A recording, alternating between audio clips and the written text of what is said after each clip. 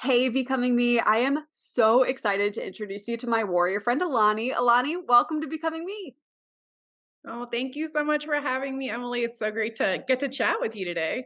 I know it is such a privilege, y'all. Before we started recording, we were chatting a little bit that we've been a part of each other's becoming journeys digitally for years. And recently, this was the right time to share your story. And I'm so humbled and honored that you're sharing the gift of you with us today. And, before we dive into your story, I would love for you to take a minute and just unpack who is Alani? Like, if somebody doesn't know you, introduce yourself.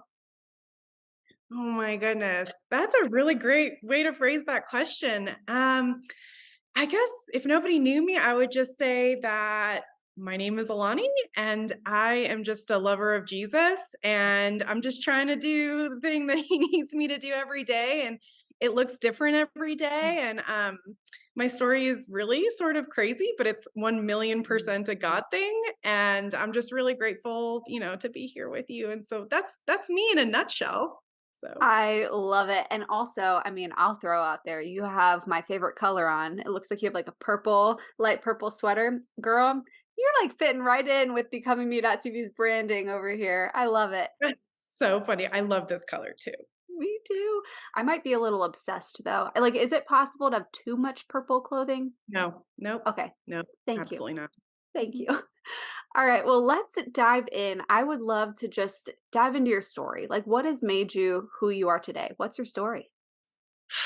Okay, so what had happened was, um, I've got 20 years of working in the military and as a career special agent, and I've just done some really crazy things in my lifetime. Being a special agent isn't what I sought to start doing when I first graduated from college, but God's just got a funny sense of humor that way. And I have investigated spies in Asia and different other, kind of parts of the world. And I've hunted terrorists with special operations. And I was a senior bodyguard to one of the top Pentagon officials. And I left active duty after about 12 years, which is crazy in and of itself. Nobody does that, but that was a God thing too. And then I started working at um, the world's largest international nonprofit that ends slavery. And I was responsible for their South American anti child rape and child sex trafficking investigations and operations and training the local law enforcement. And then, yeah, I just expanded from there. I've been responsible for large scale anti child sex exploitation operations all over the Pacific. And just sort of really crazy things. And about 6 years ago, I felt God really calling me more into the coaching space. So, more into enabling others to overcome their fears so that they can do their God given thing just with joy and trust and just thriving in those spaces. Right. And so, even though all that sounds really cool, the truth of it is that I suffer from imposter syndrome for most of it. And so that fear that you're not good enough and you're not qualified. So all these really powerful positions, every promotion, I'd be like, God, what are you doing? Like, I don't want to do this. I don't want to be here. This is really hard and scary. And it took me a long time to see what God was doing through all of that. And in those times, I can look back now and see that it was the things I thought were weakest is where God did his best work. And so my message to everybody really is that thing that you've been fighting for the longest time, like surrender to it and, take a different approach to it because God's trying to get your attention in that way. And that's really when the magic happens. So that's me. Wow. Girl, that's incredible. And thank you for your service as well. It's a big deal.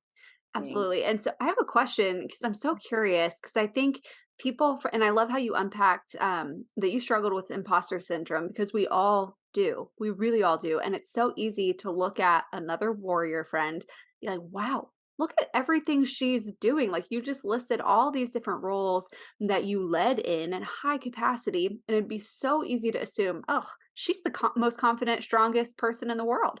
And so to hear you share with such vulnerability and authenticity that you've struggled with and had to rely on God to overcome this imposter syndrome, how would you encourage someone else who's struggling right there, right now, too? And they're just like, oh, really? Me? Yeah, no, I know, and that's why I share that part of the story is because people are so generous with their feedback when they see my resume, they're like, "Oh, this is so impressive," and I'm like, "I didn't wanna do any of it, just so we're clear." Like, it was God literally, like, kicking me off the cliff every single time. The first thing I would share is that, studies show that 70% of people experience imposter syndrome. And the funny thing about imposter syndrome is part of its mechanism is it tells you that if you're found out that you're going to be humiliated, you're going to lose your job, you're going to lose all this respect and stuff. But when you get to that point of understanding that, like, I'm not actually special in my imposter syndrome, that Mhm. almost everybody experiences it, then things can shift. But getting over that first hump of just, okay, I need to shine light into these dark spaces of my heart and reach out to somebody, whether it's a friend, a resource, whatever, and just be like, I'm really struggling with this. That's really the first step, the awareness, and then shining that light. And then from there, it can get really fun, actually, because it does seem really scary. But one of the things I primarily teach folks is how to harness it. Mm. So the only way I can really explain it is to illustrate it with how it works in my life. But so the inner imposter, it feels so aggressive, and it's a little bit different for different folks. Like, it might be the sinister, like, kind of quiet, menacing voice. It could be this really loud, screechy voice, and it's always telling you that you're not worthy for some reason, right? So you're not educated enough, you don't have certain qualifications, you're too fat, skinny, like, whatever. Mhm. And for me, it manifested. So these operations I used to do, I created and ran large scale law enforcement operations. So between 50 and 100 agents, intelligence analysts, admin folks, all coming together to protect children. And for 2 to 3 days before every op, Mm. my inner imposter would just be screaming at me. And I would literally have conversations with myself where I'm like, I can cancel this. This is my op. Like, and it doesn't matter that 17 law enforcement Mhm. agencies are playing. I'm like, we'll reschedule.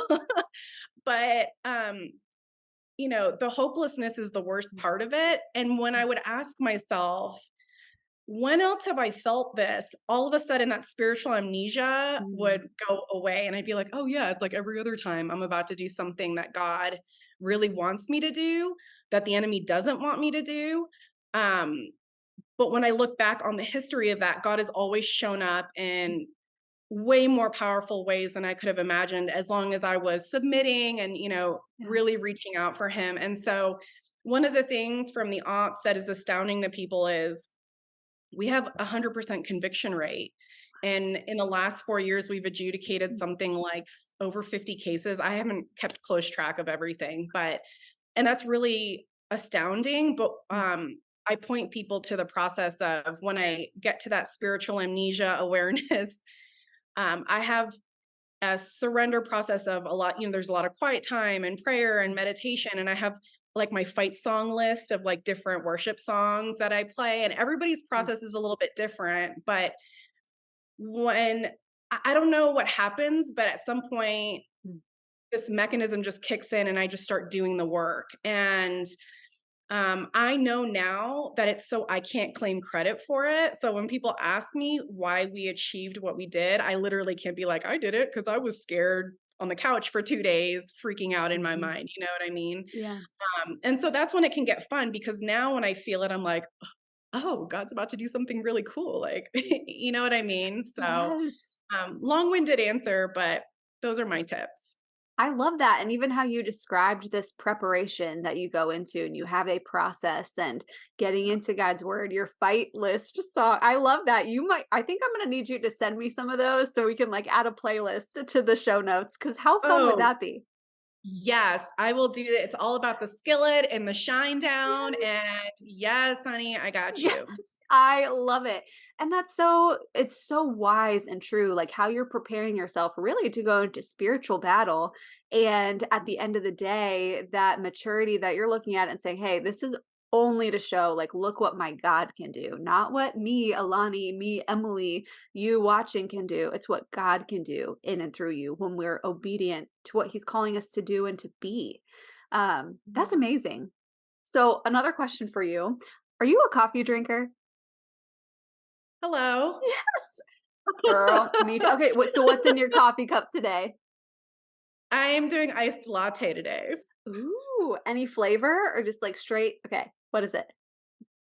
It's just plain iced latte, no flavoring. I'm sweet enough, so I don't need any sweetener in there. So, yeah, plain. Girl, I understand. Mine is just black coffee. So, Oh, that's hardcore. thank you. Thank you. I do drink it though out of a straw because I read one time it helps your teeth whitening stuff. So, I mean, I don't know. I'm a little unique like that, I guess. But I'm with you on that. exactly. So if you were having an iced latte with another warrior friend and you're chatting, you're swapping stories on each other's becoming journeys, what would you say to encourage them to become who God made them to be? It's so funny because as women, especially, we love our to-do list and the achievement element.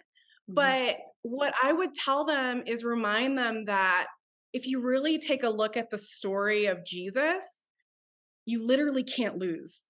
mhm, Like, there's no way, right? Like, even if you intentionally go out of your way to sabotage yourself, like, look at Jonah, that guy tried everything and God was like, nope, you're going to do it. yep, And so I think that helps encourage them just knowing that even with the fear, even with everything, even thinking you're going to fail, even if you do fail from like an achievement standpoint, you mhm, still did exactly what God needed you to do. And at the same time, when we're talking about spiritual things, you are probably never going to see the outcome of it. And so I always remind them that when they get to heaven, there's going to be like this playback reel. Well, I think there will be like, God's going to be like, let me show you how your life went from our perspective mhm, and all the ways that God used them to help the world heal or bring justice or whatever it might be.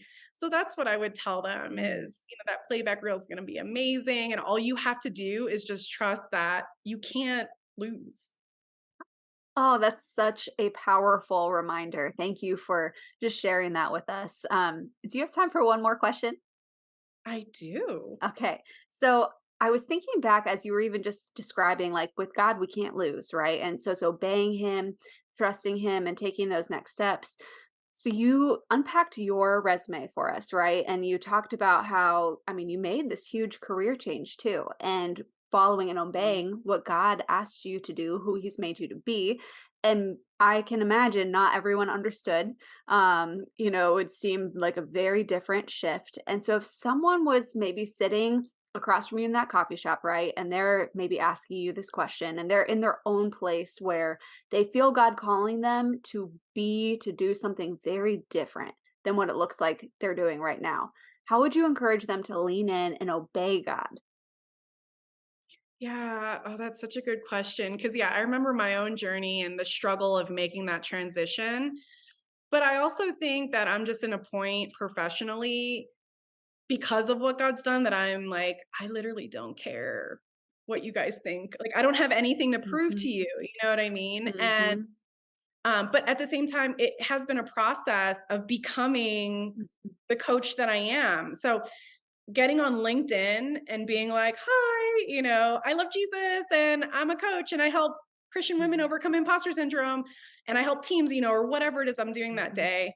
That was really scary. And so just like little mhm, by little is what I would encourage them to do. Just mhm, do mhm, 1% what God is asking you to do today and do it in community. Like I needed a lot of people to support me, and that was really hard, to reach out and ask for help and ask for that accountability, but they showed up and they were calling me out on all sorts mhm, of mhm, things.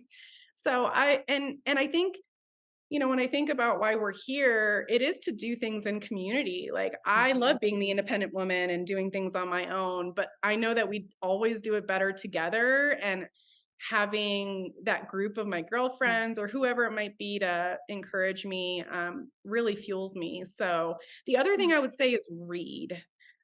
Reading has just given me so much mhm, joy and wisdom and encouragement. Like some people I really deeply admire who talk about their worst failures. And I'm like reading, I'm just like, oh my gosh, I can't believe uh-huh, they just said that.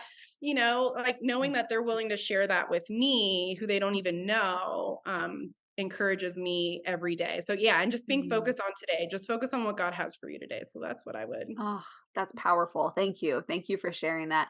Alani, if somebody wanted to connect with you on LinkedIn or wherever, and they're like, I want to learn more about your coaching or just follow you and connect with you, where can they do that online? Yeah, so my website is www.mightysparrowcoaching.com. It's from the verse in Matthew that talks about, if God cares that much for the birds, how much more is he Mm. going to take care of you as well? And then I do love me some LinkedIn, under either Alani Bankhead or Mighty Sparrow Coaching has its own page. And then I'm on Facebook and Instagram, same names as well. So I love it. And y'all, we will have all the links in the show notes. You can easily connect, and we'll even include that fight list for the songs because I need that in my life. So that's amazing. But thank you so much for sharing your story, who you are, who you're becoming. You're such a gift, and it truly is an honor to hear your story today. So thank you, warrior friend. no, thank you. The honor's on this side of the screen. So thank you. Thank you.